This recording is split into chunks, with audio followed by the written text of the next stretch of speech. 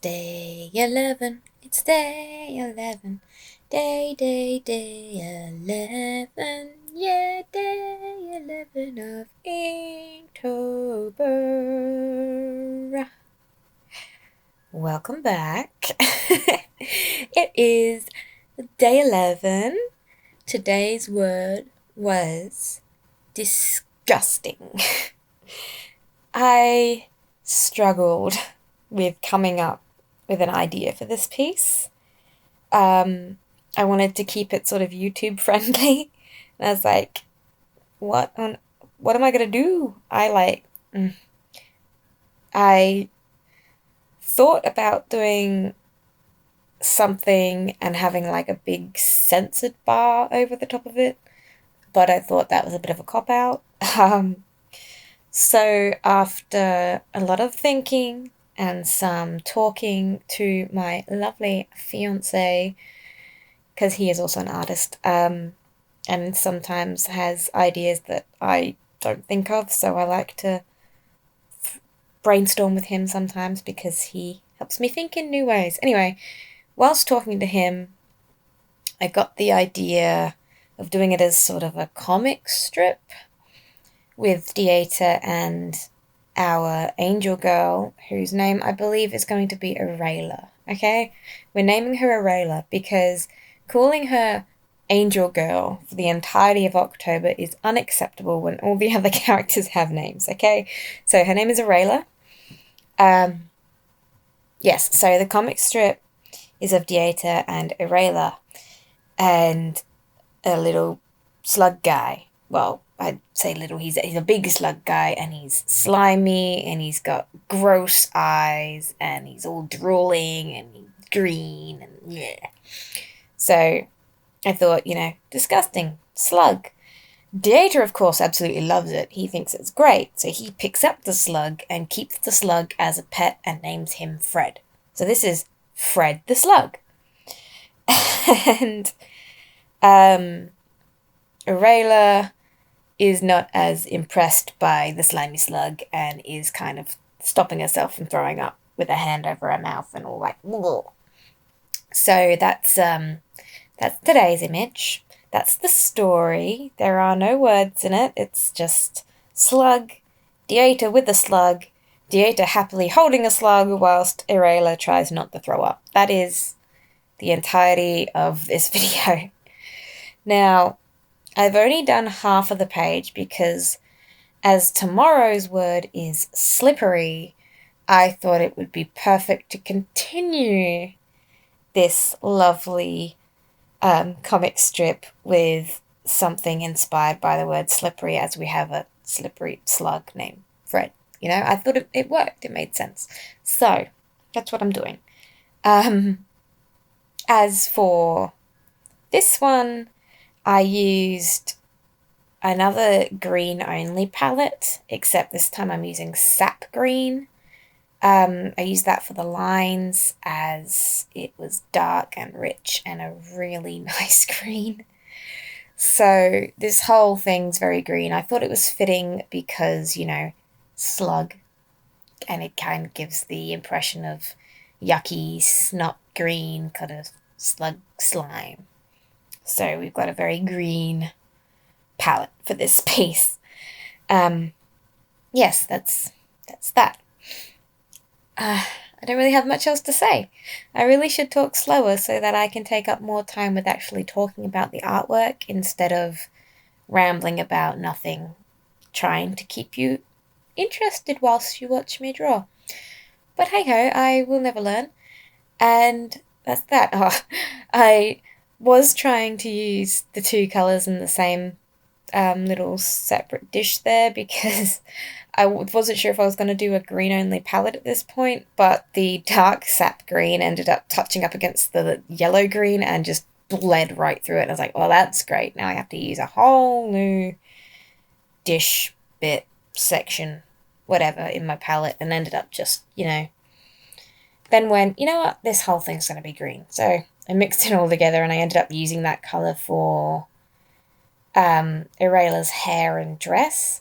So it wasn't quite the same darkness as the line art because obviously the sap green had the yellow green mixed in with it with some water. So it was a bit lighter, but it was still darker than every other tone I was planning on using.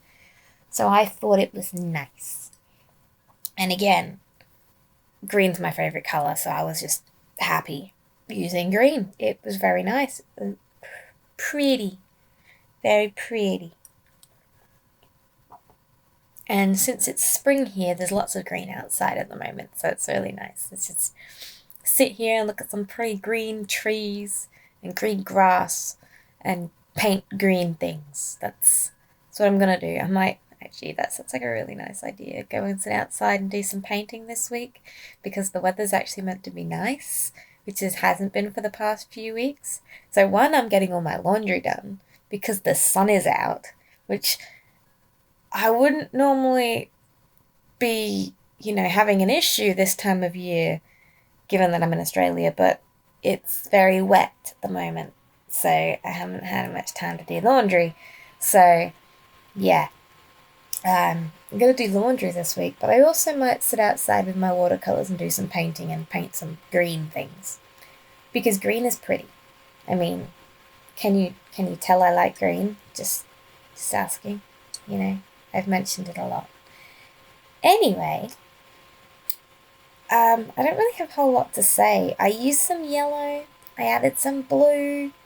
I did the blue only for Irela's eyes because I decided a while ago that her eyes were going to be blue regardless of the colour palette. But I ended up doing a light greenish yellow. It's not yellow-green because it's not just the yellow-green on its own. It's like a greenish yellow. I mixed the green into this yellow and diluted it with water. And I did like a hot wash over the whole piece. So the whole piece is very green and you can't really tell that I've made her eyes blue. But they are bluer than the rest of the piece because the rest of the piece is very much warm greens. Does that make sense? Am I thinking of that right? They are yellow-based greens as opposed to blue-based greens. I think that makes sense. I know it makes sense to me the way I'm saying it, but I don't know if it makes sense to you the way I'm saying it. But, yeah, the whole piece is very warm green, and then her eyes are like blue, but with green on top, so they've become a cool green. I think that's how it works.